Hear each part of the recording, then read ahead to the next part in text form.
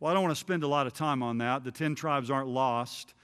The 10 tribes, actually, many of them came back from the Babylonian captivity in the book of Ezra and Nehemiah. You go to Luke chapter 1. You remember Anna, the woman there who was waiting for the redemption of Israel? It says she's of the tribe of Asher, which is one of the 10 tribes. So the 10 tribes weren't lost in 722 BC when they went into captivity. So we aren't the 10 lost tribes of Israel. Some people wonder if America might not be this great unnamed nation in Isaiah chapter 18. There's a quote here from Isaiah 18, verses 1 and 2 from the King James Version. Woe to the land shadowing with wings, which is beyond the rivers of Ethiopia, that sendeth ambassadors by the sea, even in vessels of bulrushes upon the waters, saying, Go, ye swift messengers, to a nation scattered and peeled, to a people terrible from their beginning hitherto, a nation meted out and trodden down, whose land the rivers have spoiled, or some translations say the land the rivers have divided. So they see this as a reference to America. Interestingly, J.A. Seiss, the great Lutheran commentator on the book of Revelation, he thinks America is this nation in Isaiah chapter 18, verses 1 and 2. Now, there are several reasons why I reject this idea. The first one is if you look at Isaiah 18 through 20, it's God's announcement of judgment on the nations that are surrounding Israel. And of course, America obviously is thousands of miles across the sea. Also, Isaiah 18 fits into the larger context of Isaiah 18 to 20, which is one connected prophecy dealing with God's judgment on Cush and Egypt, which were one nation at that time. And then finally, the phrase, the land shadowing with wings, or the land literally whirring with wings, they take that, to be eagle's wings or something like that, a symbol of America. Doesn't refer to the wings of an eagle, but probably the whirring wings of insects that infested the Nile River Valley. So if we want to find America in the Bible, we're going to have to look somewhere, I believe, other than Isaiah chapter 18. Now, another candidate is the prostitute there that's pictured, this great city, Babylon the Great, in Revelation 17 and 18. In fact, it says at the end of Revelation 17 that Babylon is the great city which reigns over the kings of the earth. So whatever Babylon is, it's a city. Now, a lot of people after 9/11 applied this to New York City, and then by extension to the entire country or the United States. Now, here to me is a very important issue just in Bible interpretation.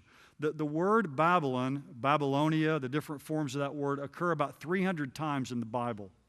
And every time up to the book of Revelation, with one exception, maybe 1 Peter 5:13, the word Babylon always means Babylon. Now, why at the very end of the Bible would God suddenly change the meaning when the book of Revelation is a book that's the unveiling? Why all of a sudden would the name Babylon be changed and it mean the United States or some other nation? Now, I don't want to get into this. I talk about it quite a bit in the book, but I believe that Babylon there is literal Babylon. Now, I know Ed earlier said that he believes it's Rome, and that's another very valid view. But I take it that it's going to be a literal Babylon that's going to be rebuilt in Iraq, right over there in the middle of 2/3 of the world's oil. And we just gave our government, did the other day, $700,000 to help them do some rebuilding over there for the archaeological exhibits that are there. So I think if we're going to find America in the Bible, we have to look somewhere else. Now, another one is in Ezekiel 38, verse 13. A lot of you have heard of this, the young lions of Tarshish. Ezekiel 38:13 says, Sheba and Dedan and the merchants of Tarshish with all its villages will say to you, have you come to capture spoil? Now, this is looking at this Gog-Magog invasion that Dr. Hawking talked about, of these coalition of nations that are going to come into Israel.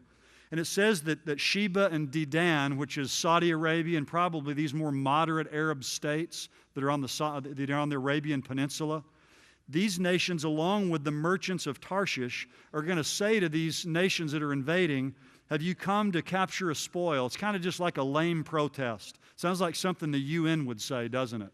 As these nations are coming in, kind of like, well, what are you doing, as they're coming in there to wipe them out?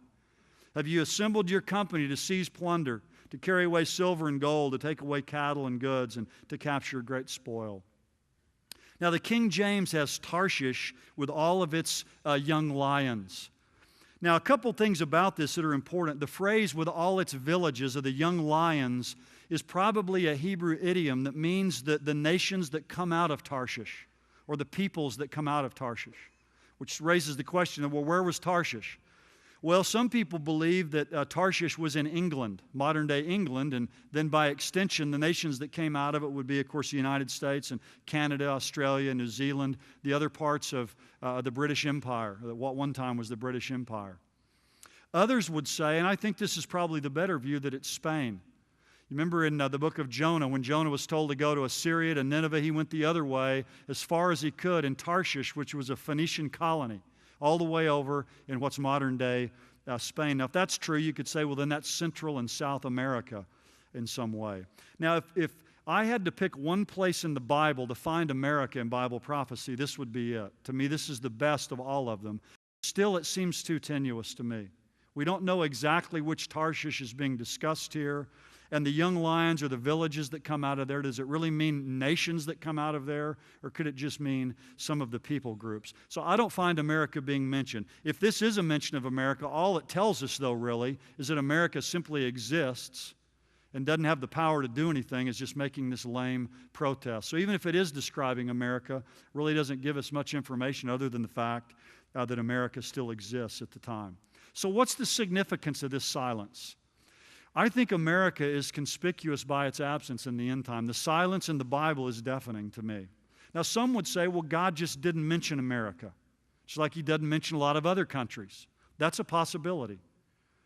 But it seems to me that with America being the greatest superpower the world has ever known, that it would be strange that we wouldn't be mentioned in the Bible in the end times if we're a great superpower. The second point people will make is they'll say, well, look, the Bible and prophecy primarily deals with Israel and her immediate neighbors, so why would you mention a country this far away?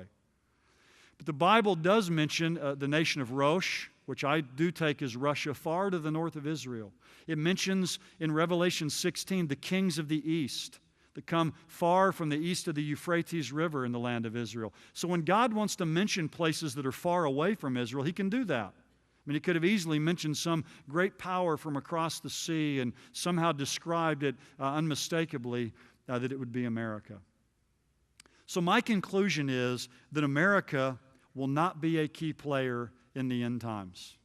You say, well, then why'd you write a whole book about this? You could have just said that and it's kind of short and then it's all over with. Well, I could have, but I think there's more to it. And here's the clue for me that I find is Revelation 13, verse 4. It says this, in the end times, who is like the beast and who is able to make war with him? By the time we get to the tribulation period, at least certainly to the midpoint of it, the Antichrist is going to be the ruler of the world. I take it that the Gog-Magog invasion is going to occur during the first half of the tribulation. These Russian Islamic armies are going to be wiped out and decimated. And as we're going to talk about later, I think America is going to have been reduced. That's going to leave a huge power vacuum where this Antichrist comes on the scene, this ruler of the reunited Roman Empire, to take control of the world. He will be the leader of the world superpower. Now, if he's the leader of the world superpower, then what does that mean? America's not the world superpower. It's that clear. We will not be a leading nation at that time, but a following nation. Now, we may exist, probably will exist, but we will be a following nation rather than a leading nation.